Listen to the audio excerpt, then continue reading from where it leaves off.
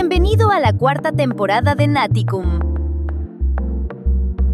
En esta ocasión conversaremos con el juez Ricardo Ruiz del Hoyo sobre la reforma en materia de amparo y la suspensión del acto reclamado.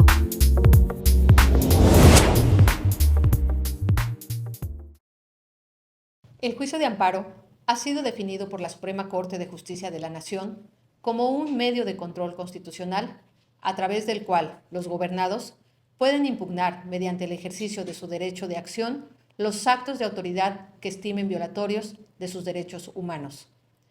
Dentro de este medio de control encontramos una figura que a través del tiempo ha sido delimitada y forjada con base en los criterios emitidos por los órganos del Poder Judicial de la Federación, conocida como la suspensión. La suspensión del acto reclamado es una medida cautelar en el juicio de amparo que tiene por objeto que el órgano jurisdiccional emita una orden con la finalidad de que, mientras se resuelve en definitiva el juicio, se mantenga cierto estado de cosas con dos principales finalidades. La primera es impedir que el juicio de amparo se quede sin materia, pues en ocasiones, si se ejecuta el acto reclamado, una eventual sentencia en la que se concede el amparo sería inútil para el quejoso, pues será materialmente imposible que ese fallo protector lo restituya en la situación existente antes de la emisión del acto reclamado. La segunda consiste en evitar que por la ejecución del acto reclamado se cause a la quejosa o a la sociedad un daño de imposible o difícil reparación, ya sea por la gravedad de su naturaleza o por el riesgo de que esos daños aumenten desproporcionadamente por el transcurso del tiempo. Los artículos 107 de la Constitución y 147 de la Ley de Amparo dotan a la suspensión de un carácter de medida cautelar, cuya finalidad consiste en conservar la materia de la controversia y evitar que las personas sufran una afectación a su esfera jurídica mientras se resuelve el fondo del asunto, ya sea con medidas conservativas o de tutela anticipada, esto es, efectos restitutorios. Estas medidas de tutela anticipada han sido identificadas como un verdadero amparo provisorio, es decir, un adelanto provisional en el que el juez debe considerar la apariencia del buen derecho, el interés social y la posibilidad jurídica y material de otorgar el amparo en el fondo. Por tanto, basta que del análisis minucioso que lleve a cabo el juez de amparo aparezca verosímil la existencia del derecho alegado y que por un cálculo de probabilidades se pueda prever que la sentencia de amparo declarará el derecho en sentido favorable a quien solicita la medida cautelar a manera de una hipótesis que puede verse comprobada o bien refutada. Lo anterior con el objeto de evitar que el retraso en la impartición de justicia tenga un impacto negativo a quien, desde un inicio, le asiste la razón. El pasado 16 de octubre se publicó en el Diario Oficial de la Federación el decreto de reforma a la Ley de Amparo, en cuya exposición de motivos se refirió que perseguía objetivos fundamentales. 1. Modernizar el juicio de amparo, incorporando de manera clara el uso de herramientas digitales. 2. Hacer más eficiente y ágil el procedimiento, cerrando espacios a la dilación y el abuso de la institución. 3. Preservar el carácter garantista, reafirmando que es un recurso efectivo de defensa frente a los actos de autoridad, pero sobre todo, 4. Fortalecer el juicio de amparo como escudo ciudadano frente al poder, pero al mismo tiempo, cerrar los resquicios que han permitido abusos procesales que afectan el interés colectivo y con ello el desarrollo del país. Por ello, se justificaron reformas a los preceptos que tienen que ver con el interés legítimo, el juicio de amparo digital, plazos y eficacia procesal, armonización fiscal y administrativa, así como la suspensión del acto reclamado. Dichas modificaciones han sido cuestionadas por los efectos que pueden advertirse al ser aplicadas por los operadores jurídicos. Específicamente, en materia de suspensión, el legislador, en el artículo 128 de la ley, enlistó una serie de parámetros que el juzgador debe tomar en cuenta al momento de resolver sobre la suspensión del acto reclamado, como son la certeza de su inminente realización o sobre su existencia, la acreditación del interés suspensional del promovente, la ponderación de los efectos de la suspensión frente al interés social y a disposiciones de orden público, así como la apariencia del buen derecho. Se abre el debate sobre si estas modificaciones a la Ley de Amparo eran necesarias o no, son coherentes con las normas de rango máximo contenidas en la Constitución y, sobre todo, si preservan a la institución del juicio de amparo como un verdadero mecanismo de control contra actos de autoridad. Lo cierto es que los abogados nos encontramos frente a un reto que implica buscar siempre la maximización de los derechos humanos, buscando que figuras como el juicio de amparo mantengan su espíritu protector frente a cualquier restricción o limitación que lo torne ineficaz.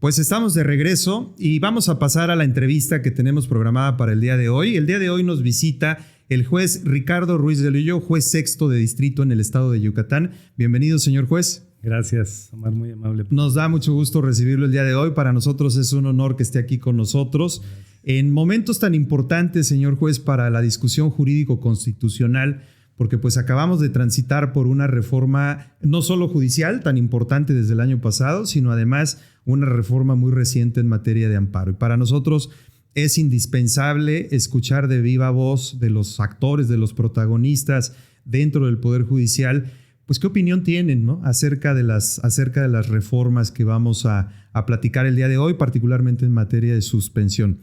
Pero antes de dar inicio, nos gustaría pues conocer un poco acerca de Ricardo Ruiz, si nos pudiera platicar un poco acerca de su experiencia y su trayectoria, por favor. Gracias, Omar, por la invitación. Placer estar por aquí. Pues mira, mi experiencia, mi trayectoria, yo ingresé al Poder Judicial de la Federación el 1 de febrero de 1996.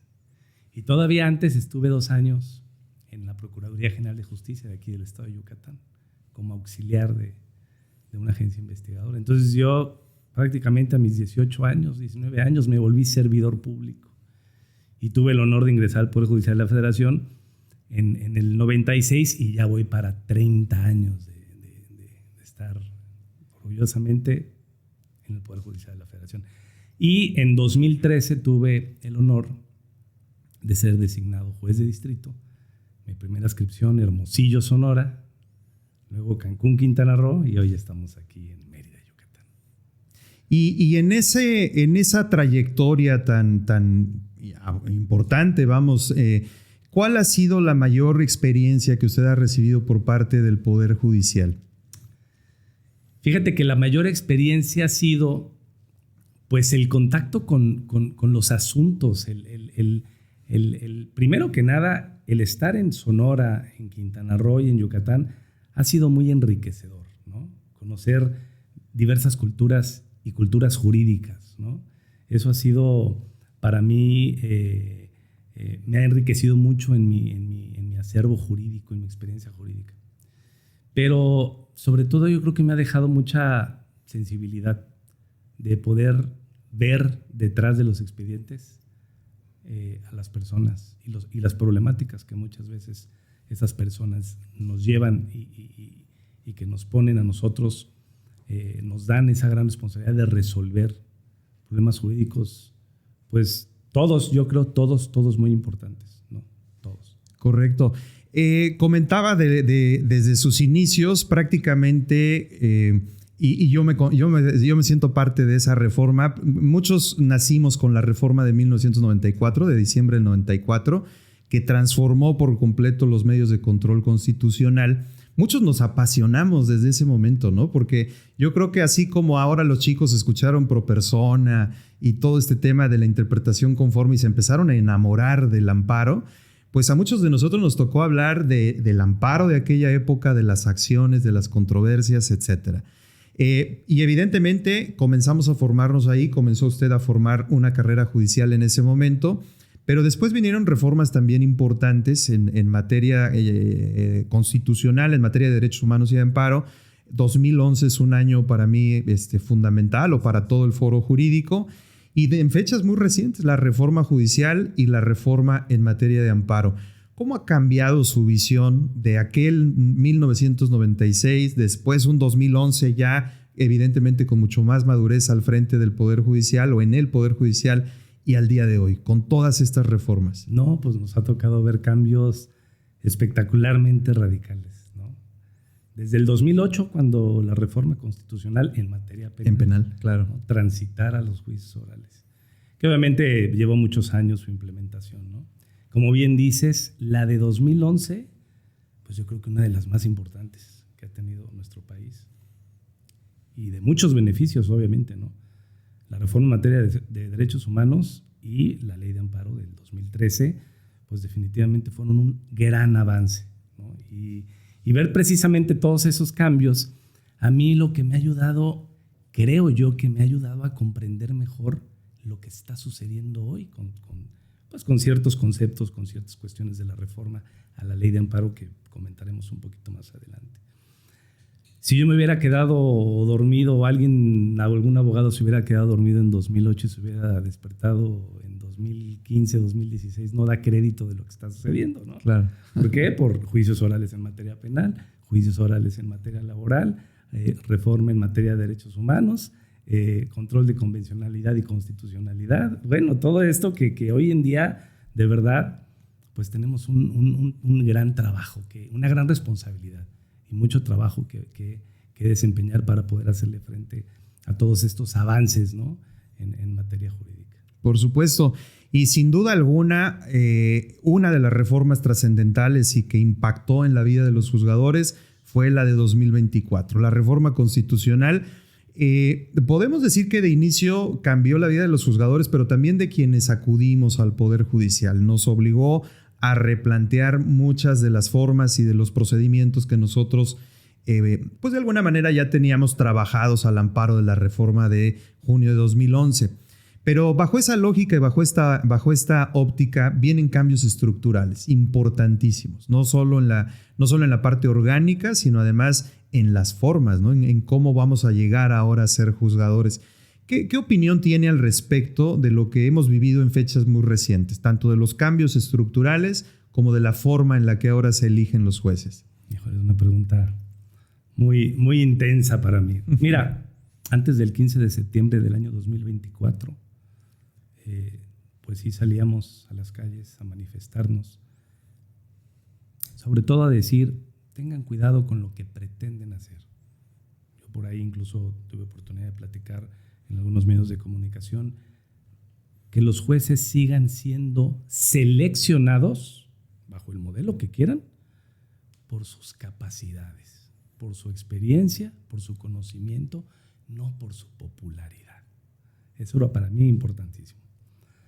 15 de septiembre del 2024 se aprueba la reforma constitucional en materia de Poder Judicial.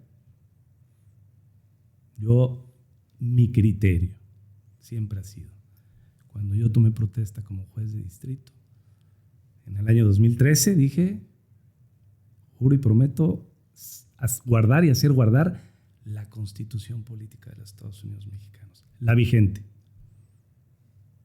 Entonces, después del 15 de septiembre del 2024, con todo el dolor de mi corazón, dije, viene una reforma muy impactante para muchos de nosotros. Mira, Omar, cualquier compañero en funciones antes de agosto del 2025, si dice, no, es que esta reforma fue espectacularmente positiva, no creo que esté siendo del todo honesto. A nadie de nosotros, de los juzgadores de carrera judicial, nos benefició en nada la reforma, a ninguno. Pero una vez aprobada, creo que nosotros, al menos esa era mi perspectiva, no podíamos cuestionar la labor que hizo el constituyente. Oiga, pero es que lo hicieron de así o asado, que si bien, que si mal. Creo que nosotros ya, esa arena política ya no era de nuestra competencia, ¿no? Entonces ahora pues hay que ver de qué manera hacemos que esto funcione.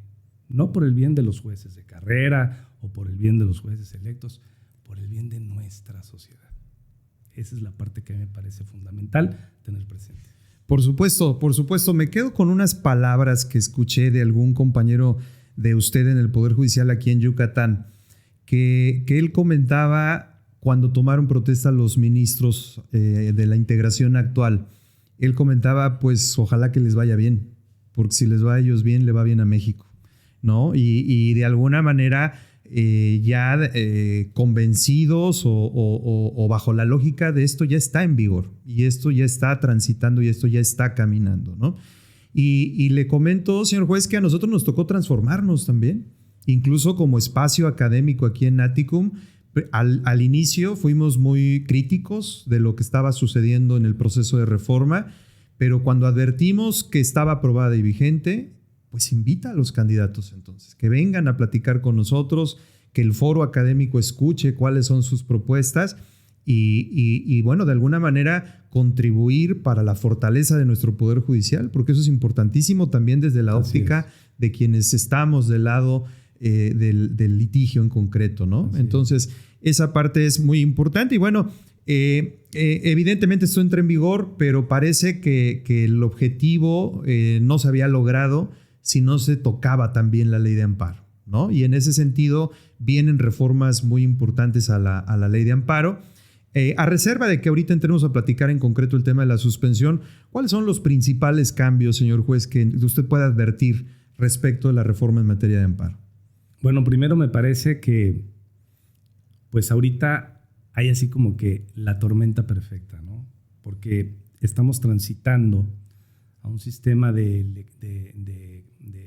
intercambiar carrera judicial por elección judicial. Tenemos muchos compañeros jueces y magistrados de nuevo ingreso con muy poca experiencia o nula experiencia en la actividad jurisdiccional y viene este cambio, esta reforma a la ley de amparo, ¿no? Principalmente en materia de suspensión, yo creo que es lo más profundo. En materia de interés legítimo, me parece a mí en lo personal que no hay mucha modificación en la cuestión del interés legítimo. Esa es mi opinión personal actualmente. Bueno, justicia digital, hay unos temas para agilizar el trámite de los juicios de amparo y en materia de ejecución de sentencias que me parece que también el cambio es mínimo. Está muy polarizada la sociedad jurídica, Omar. Uh-huh. No, toda la reforma es muy buena, ¿no? Por un lado, y por otro no, toda la reforma es muy mala. Nos hacen falta voces objetivas, voces de personas que llevamos años ejerciendo la actividad jurisdiccional y que sabemos los puntos buenos y quizá los puntos malos de esta reforma, o los no tan buenos. Te comentaba del interés legítimo, por ejemplo. No, es que ya nos quedamos sin interés legítimo. No, es que los colectivos. No, es que... Oigan, me parece que desde la percepción nuestra, el interés legítimo únicamente se definió en términos de lo que ya había establecido la jurisprudencia de la Corte. Por ahí escuchaba a un compañero juez ya jubilado. No, pero es que hicieron un cambio de conceptos en la ley. Nos dejaron el concepto de se requiere de una lesión. Y antes decía afectación. Bueno, pero la afectación, el concepto sigue estando en la Constitución. Y pues tenemos la obligación todavía de aplicar el principio de interpretación conforme al texto constitucional. Entonces, me parece que ese cambio de conceptos no es tan impactante en el tema del interés legítimo, ¿no? En el tema de ejecución de sentencias, por ejemplo, tampoco me parece que haya un cambio muy radical. Oye, tenemos ahora que justificar por qué vamos a requerir el cumplimiento a autoridades responsables o a quienes no fueron señaladas como responsables, ¿por qué las vamos a vincular? Ese ejercicio a mí me parece que es de mucho provecho para nosotros, ¿eh? Nos obliga a argumentar por qué requieres el cumplimiento a ciertas autoridades, para efecto nada más de ser más precisos en el cumplimiento de la ejecutoria de amparo. Hay cumplimientos sencillos, tú lo sabes con tu experiencia muy bien. Requiere el cumplimiento a un juez, a una junta, a un tribunal laboral, no pasa nada. El problema se da en materia administrativa, en donde muchas veces hay diversas autoridades involucradas con la concesión del amparo, ¿sí? Que en sentencia no se logra definir bien qué le corresponde hacer a cada una. Y cuando viene el cauce ejecutoria de la sentencia, vamos a requerir cumplimiento, me parece muy sano que tengamos que identificar y justificar a quién le vamos a pedir qué y por qué. ¿Para qué? Para que cuando venga un tema de incumplimiento, de deslinde de responsabilidades, se pueda identificar plenamente cuál es la autoridad que en un momento dado no está cumpliendo con la parte que le toca. Reitero, me refiero a cumplimientos complejos muy técnicos, claro. no esos que son sencillos de identificar quién es la autoridad que está obligada, ¿no? Por supuesto. En este punto, quienes alcanzábamos la etapa de la ejecución de sentencia, pues evidentemente nos veíamos cobijados por el principio de supremacía constitucional, porque en el momento en el que el juez declaraba la existencia de una violación a derechos humanos, pues evidentemente el medio de control constitucional se había activado y se había procesado de tal manera que había llegado a la conclusión de la Constitución fue vulnerada. Y por lo tanto, la ejecución de sentencia cobraba tal relevancia porque no era solo restituir al quejoso en el goce del derecho humano violado, sino además restituir la regularidad constitucional, ¿no? Entonces, en ese sentido, el que en su momento el legislador vinculara al resto de las autoridades al cumplimiento, pues efectivamente era una gran noticia, porque la técnica de amparo nos obligaba allá por los 80s, 90s a señalar a todas las autoridades responsables desde la demanda inicial, porque la realidad es que si se te va una, pues vamos a tener que volver a iniciar el proceso y luego la ejecución era lo que nos comprometía, ¿no? Y de alguna manera se aperturó esa posibilidad y el constituyente permanente dijo, bueno, es que en la ejecución, sí, claro, protegemos al quejoso, pero en realidad estamos protegiendo el texto de la Constitución porque fue vulnerado por la autoridad. En ese rubro, coincido con usted, creo que la motivación, creo que reforzar las razones por las cuales voy a vincular a una autoridad evidentemente son sumamente relevantes. Pero entonces llegará un punto en donde la autoridad pudiera responder, a mí no me toca, no es mi competencia. Señor juez, la motivación que usted expuso no es la que a mí me vincula y por lo tanto no voy a cumplir con la sentencia. Creo que esa es la parte que nos preocupa a quienes estamos de este lado. ¿Usted qué opina en ese punto? No creo que ese sea el alcance, Omar. Obviamente va a depender mucho de nosotros, ¿no? La forma en la que aterricemos estas reformas en nuestra práctica jurisdiccional. Yo no creo desde mi función, yo no creo que tenga ese alcance. Más bien, y te voy a explicar o te voy a contar más o menos qué sucedía. De pronto el quejoso decía, oye, juez, vincula. Órale, pues vinculo. Y vincula a este también. Pues vámonos también. ¿Y por qué no a ese también? Claro. Y a veces, pues el juez le seguía el juego al quejoso, o el quejoso hasta por molestar a autoridades que no tenían relación con el cumplimiento, se designaban y el problema venía después, cuando venía un tema de inejecución. Y entonces ya estaban involucradas en la inejecución muchas autoridades que en realidad no tenían que ver con el cumplimiento de la sentencia. Claro. Y luego esas ejecuciones se complicaban porque ya teníamos un número indeterminado de autoridades y otras responsables y otras solo vinculadas. Y entonces ya era un revoltijo de ejecución tremendo que lo que hacía o lo que provocaba en muchas ocasiones era retardar el procedimiento de ejecución, por una parte, y dos, que al momento de las sanciones o al momento de hacer declaratorias de inejecución, enviar el tribunal, el expediente al colegiado para que a su vez se remitiera a la corte, decían, oye, esto está totalmente enredado. Desde un inicio se debió haber definido qué le corresponde hacer a cada quien. Yo no creo que la autoridad responsable me pueda cuestionar el por qué la vinculé. Incluso por ahí hay una jurisprudencia de la Corte y dice, oye, claro, tú no puedes inconformarte por la vinculación que te hizo el juez de distrito. Pues, hay que cumplir y punto. Eso sigue vigente. Pero si nosotros, o al menos tu servidor, se ha percatado en mi experiencia jurisdiccional que muchas veces vinculamos sin hacer un mayor razonamiento jurídico. Bueno, pero ¿por qué la estás vinculando? No nada más porque lo pide el quejoso, ¿no? Claro. Ese es mi sí, coincido en el sentido de que como tercero interesado nos ha tocado ver que de repente el quejoso invita a la fiesta a muchos que no estaban invitados desde el inicio, ¿no? Exactamente, así es. Y la realidad es que también viéndolo desde esa óptica se convierte en la posibilidad de abrir espacios para recursos y recursos y recursos, porque evidentemente la autoridad vinculada pues querrá defenderse. Claro. ¿No? Oye, no me toca a mí y aquí está mi recurso correspondiente y evidentemente pues eso en la ejecución se va a convertir en un problema, ¿no? Creo que efectivamente, como usted lo indica, y celebramos que sea así, esta manera de ponderar la situación en la que se vaya ubicando cada caso en concreto será muy importante. Y por supuesto que deseamos que el juicio de amparo siga siendo eficiente, ¿no? Y que si estamos analizando mal esta reforma, bueno, que la reforma nos dé la pauta para efectivamente convencernos, vamos, de que el texto amerita un voto de confianza, digamos, en ese sentido. Y en ese punto quisiera pasar a otro tema que sí nos preocupa muchísimo a quienes estamos del lado de los postulantes, porque es el tema de la suspensión, sí, ¿no? Y ahí hay reformas también muy importantes. De hecho, previo a esta reforma ya se había advertido alguna modificación para acotar los efectos de la suspensión tratándose de normas de carácter general. Y hoy se toca el artículo 128 y parece, señor juez, por lo menos esa es la óptica o la lectura que nosotros tenemos, parece que hoy en todos los supuestos hay que acreditar apariencia del buen derecho.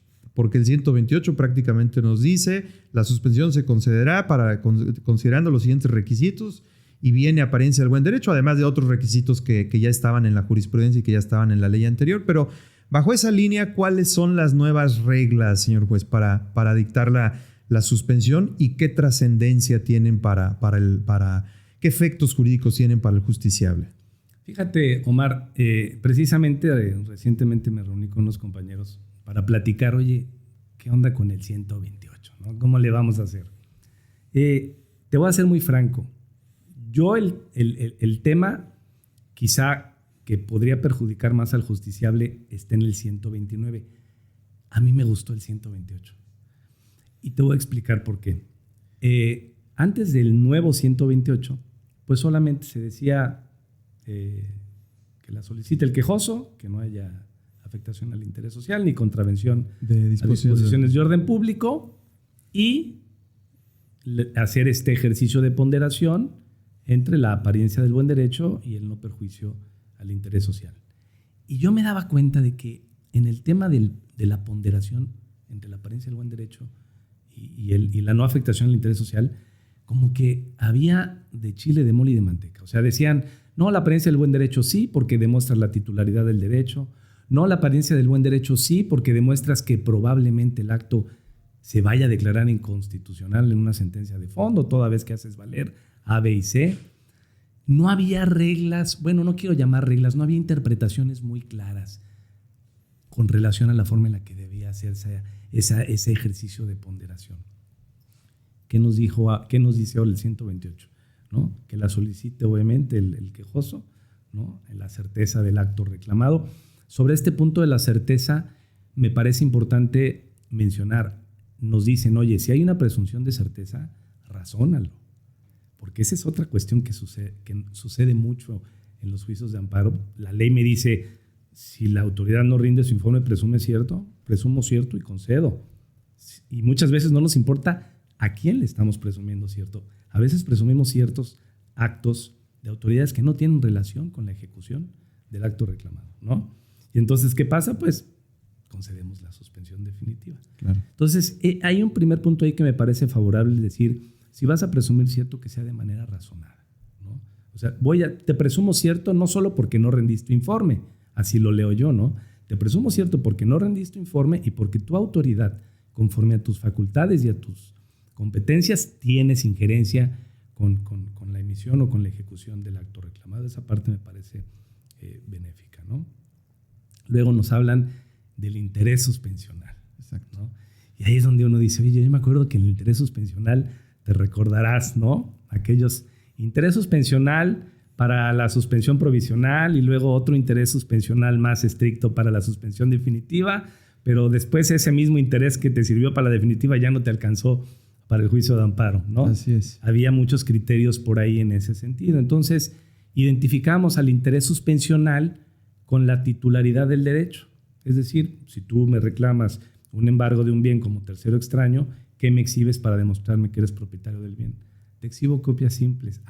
Tienes interés suspensional indiciario. Te voy a conceder la provisional. Ya te ibas feliz con tu provisional Y en la definitiva no te alcanzó para la definitiva, porque sí. aquí sí necesitamos copias certificadas, Por ¿no? supuesto. Y luego copias certificadas para la definitiva, pero no te alcanzó para el juicio principal para que te conceda el amparo. ¿Por qué? Porque no es de fecha cierta tu documento. Así es. Y era una fiesta de confusión, ¿no? Para el quejoso, imagínate, Sí, ¿no? sí. Decir, oye, no entiendo qué está sucediendo. Eso pasaba con el famoso impuesto a los depósitos en efectivo. Ese tránsito siguió. Ese tránsito. Pues, así es. Pero sucedía también en los asuntos en materia civil, en materia mercantil, primordialmente cuando las partes eran terceros extraños o hasta cuando eran partes del procedimiento. Entonces, ahora nos introduce nuevamente esta figura y decimos, ¿y ahora cómo lo vamos a aplicar? ¿Qué quiere decir que me digas se requiere acreditar interés suspensional, aunque sea de manera indiciaria? Con copias simples vamos a conceder una suspensión. Esa es la pregunta que yo me hago, ¿no? Y digo, bueno, luego tengo los siguientes pasos que se tienen que cumplir.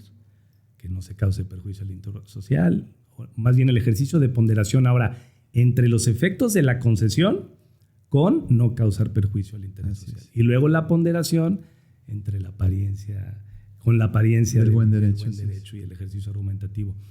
Creo que ahora nos están obligando a los juzgadores de amparo a ser mucho más específicos, mucho más claros cuando vayamos a conceder una suspensión, teniendo en consideración todos estos elementos, ¿no? O sea, me puedes acreditar la titularidad del derecho, pero a lo mejor no me estoy yo percatando que el acto reclamado pudiera ser inconstitucional, es decir, a lo mejor en el fondo no te concedo el amparo.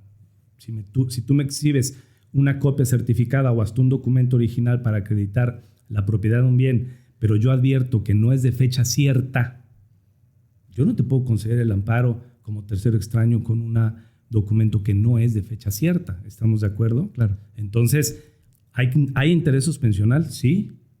Cuando yo haga el ejercicio argumentativo de apariencia del buen derecho, voy a decir, no te voy a poder conceder suspensión porque al menos con este documento yo calculo que no te voy a conceder el amparo. Me parece que más o menos esas son los ejercicios de argumentativos que vamos a tener a emprender. Me parece, ¿no? Así es. Digo, es muy temprano, ¿no? Poderte afirmar sí, con certeza. Esa va a ser la ruta, pero ¿no? esos son los estudios que más o menos estamos realizando. Por supuesto. Y en este punto en concreto, señor juez, de alguna manera no caemos en un estricto rigor de la forma en la que ahora los justiciables tendremos que pedir la suspensión. Porque evidentemente el amparo es técnico, el amparo tiene muchos matices y que a diferencia de muchos otros procesos judiciales, aquí se requiere estar muy concentrado en las distintas etapas del proceso si uno quiere tener éxito, digamos, en lo que uno plantea.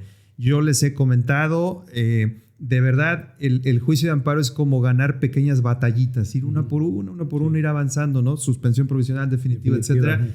Pero hoy definitivamente la autoridad ha encontrado, creo yo, en la reforma una especie de barrera protectora para efecto de que sean los jueces los que están obligados ahora a hacer todo este proceso interpretativo. Porque evidentemente los justiciables, mientras aprendemos la nueva dinámica, y me voy a incluir yo allá, pues evidentemente probablemente seguiremos pidiendo nuestra suspensión como lo hacíamos, ¿no? Y muy probablemente empecemos a ver resoluciones en un sentido negativo porque nos falta acompañar pues, las pruebas para acreditar el interés suspensional y luego irlo proyectando a lo largo del juicio para poder alcanzar una sentencia favorable que por lo menos reconozca nuestro interés jurídico o legítimo, ¿no? Entonces, en esa dinámica, señor juez, ¿no está la reforma jugando del lado de la autoridad para proteger y blindar más sus actos?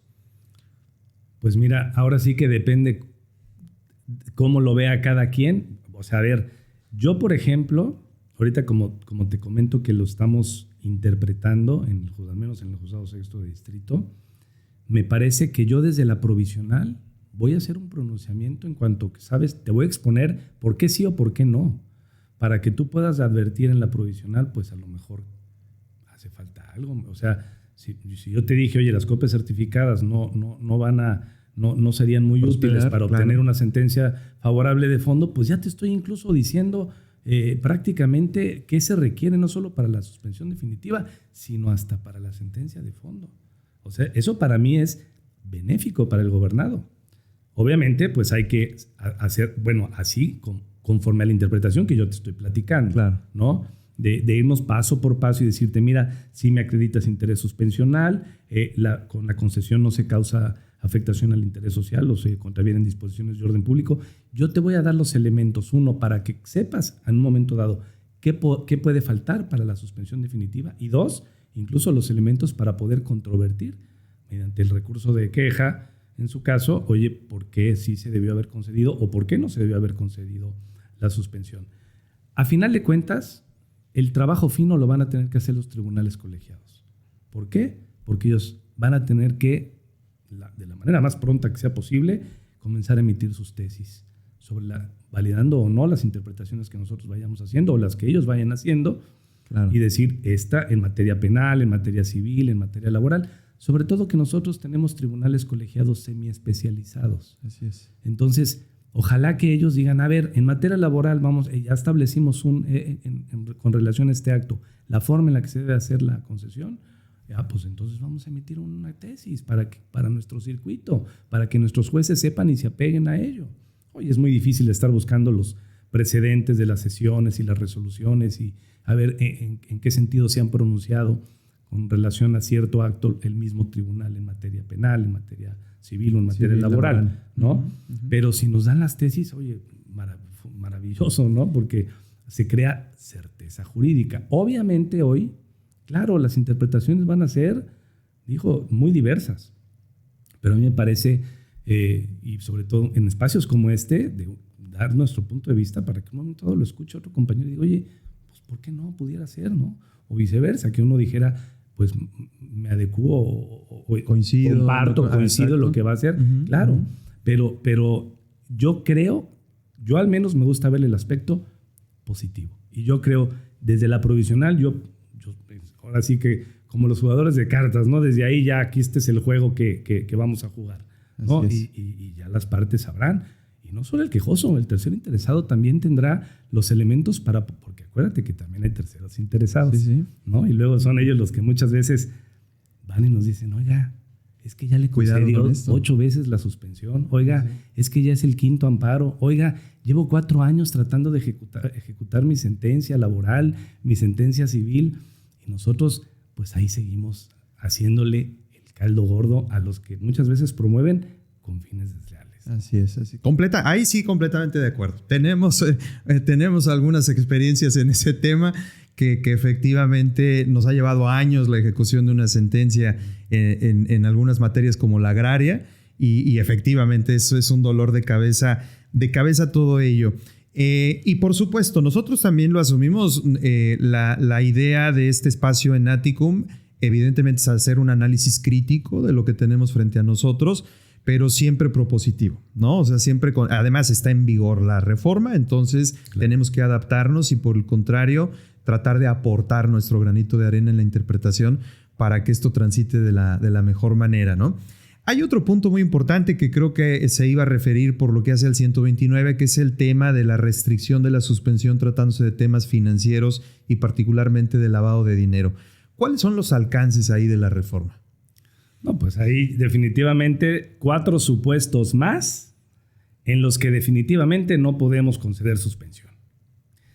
Sin embargo, mira, ahorita platicamos de los 4 supuestos. Acuérdate nadie levantó la voz cuando la última o antepenúltima reforma a la ley de amparo eliminaron un último párrafo en el 129 que era una herramienta para nosotros. Completamente. ¿No? Para decir, oye, aun cuando se trate de alguno de los supuestos del 129, excepcionalmente el juez podrá conceder la suspensión si, de negarse, se causa mayor perjuicio al interés social. Esa herramienta, con esa herramienta no importaba con cuántas fracciones quisieras llenar el 129, porque nosotros teníamos el control. Al final del día, sí es. Fíjate que en Sonora hubo una situación de una persona, una familia que le aseguraron a su hija de 4 o 5 años, la retuvieron, o sea, ordenaron el aseguramiento de la menor y la retuvieron y la mandaron a casa de asistencia. Resulta que detectaron que había pues en una casa hogar se daba de manera ilegal en adopción a los niños. Una madre dejó a su bebé en esa casa hogar y a los 4 o 5 años fue y dijo, oiga, pues ya quiero a mi niña. Y le dijeron, pues ahí se descubre esta cuestión de las adopciones de manera ilegítima que hacía esta casa de asistencia. Y empiezan las investigaciones y dan con esta familia y le quitan a la niña, porque pues la parte de la investigación, etcétera, ¿no? Los papás van al amparo y en el amparo piden una suspensión. Y se cuestionaba mucho, oye, no puedes conceder la suspensión, porque si tú concedes la suspensión, permites que se continúe cometiendo un delito. Claro. Sustracción ilegal de menores, el de adopciones ilegales, ahí tenía una denominación concreta en el Código Penal. Y ese último párrafo que eliminaron fue el que permitió que se concediera una suspensión para que la niña de 5 años estuviera con los padres que a ella reconoce como sus padres. Vamos a olvidarnos del conflicto de que si los padres lo hicieron de manera ilegal, de que si la madre biológica se arrepintió y quiso recuperar a su hija. ¿Y la niña?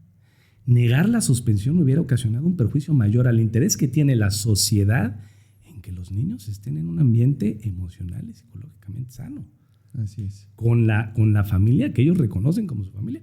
No tienen ni 5 años que de pronto se despierte en una casa hogar y le dicen, oye, pues, y prepárate porque en unos días te vamos a entregar a tu madre biológica, ¿no? A tu verdadera madre. Así se pensaba hacer. Entonces, esa herramienta era la que nos permitía decir, oye, no importa en qué supuesto del 129.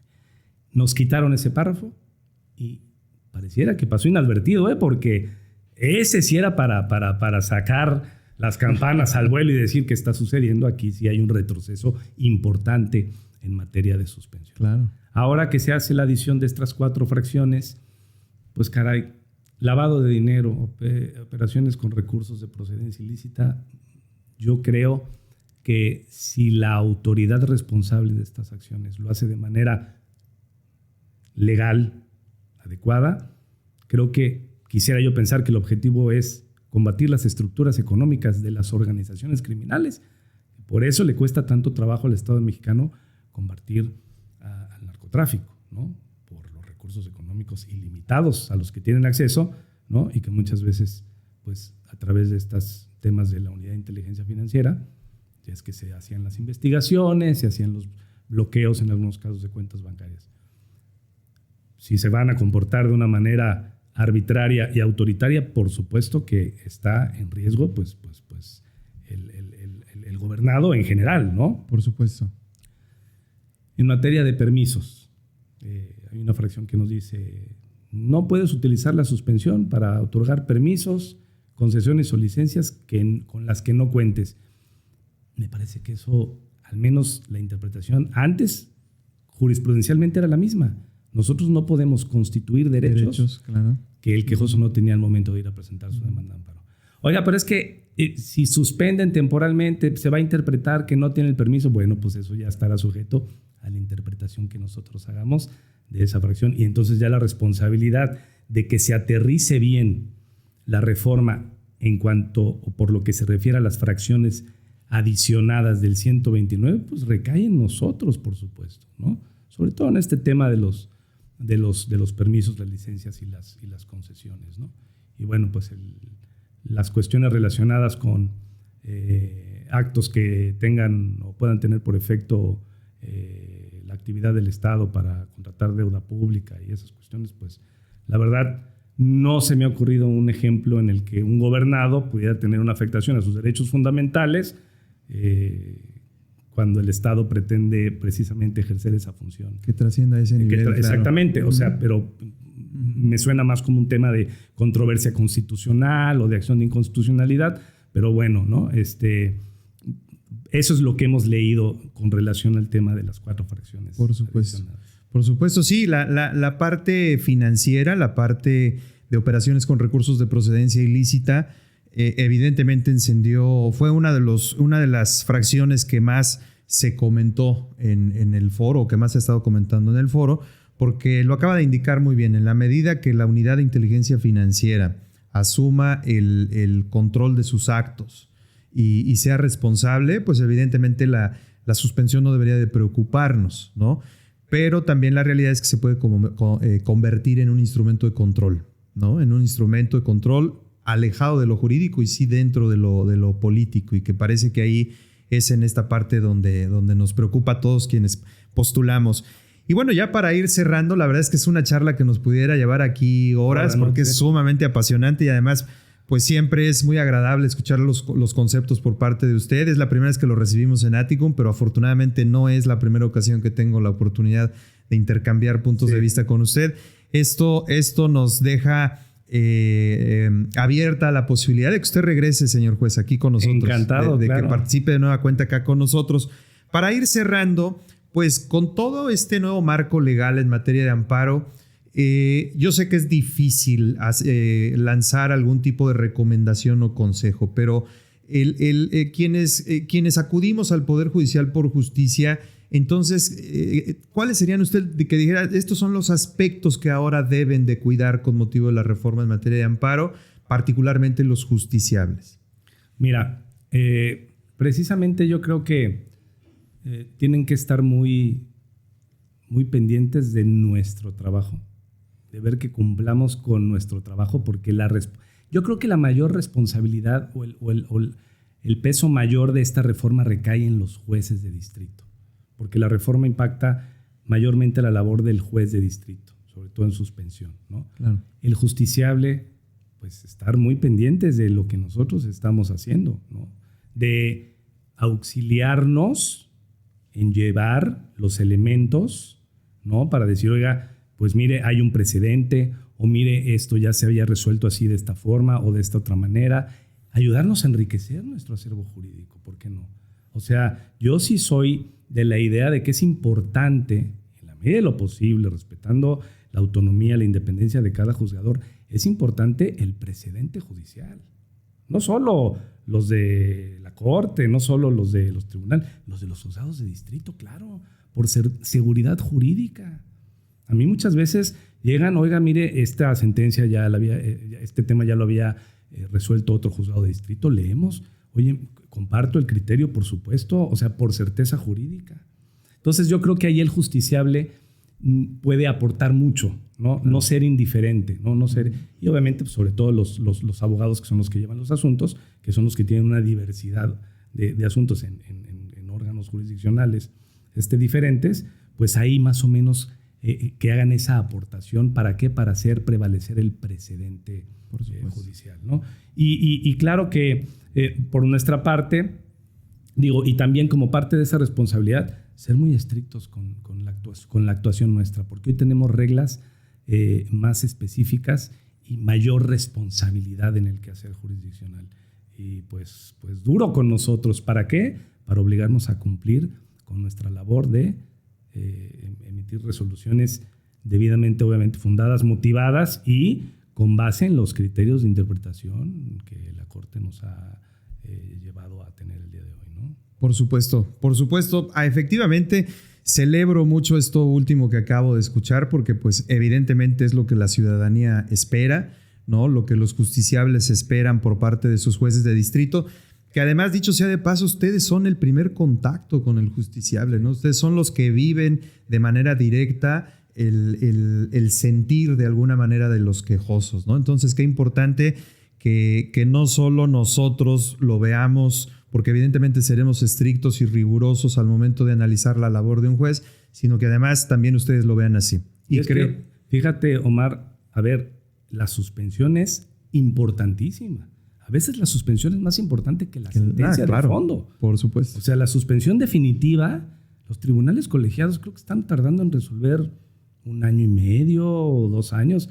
Imagínate, o sea, la suspensión definitiva es de una importancia hoy mayor, ¿no? Y entonces, pues estas reglas que nos están dando las tenemos que observar detenidamente y definir muy bien y en la medida de lo posible tratar de unificar criterios. Este tema de la suspensión, de verdad, es de mucho beneficio para el gobernado que pide justicia, pero también causa mucho perjuicio a los terceros interesados por los gobernados que piden justicia, pero de manera desleal, con el Irregular. objetivo de retardar sus procedimientos, sus responsabilidades en procedimientos de ejecución en sus diversas materias. Por supuesto, por supuesto. Pues muchísimas gracias, señor juez. Qué charla tan más interesante. Nos da mucho gusto recibirlo aquí en Aticum. Lo esperamos muy pronto. Esperamos que con el paso del tiempo, pues estos criterios en materia de suspensión se vayan reforzando y que tengamos la oportunidad en algunos cuantos meses de volver a platicar aquí con usted.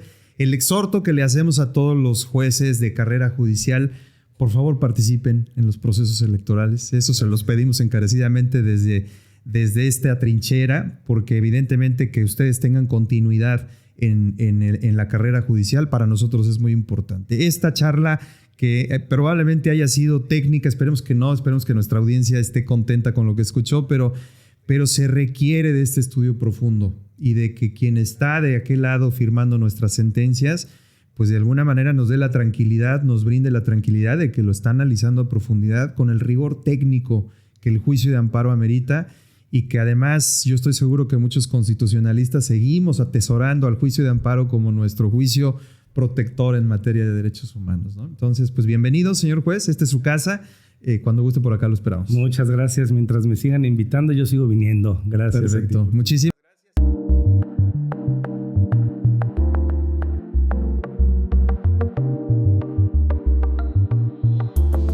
Por hoy ha sido todo.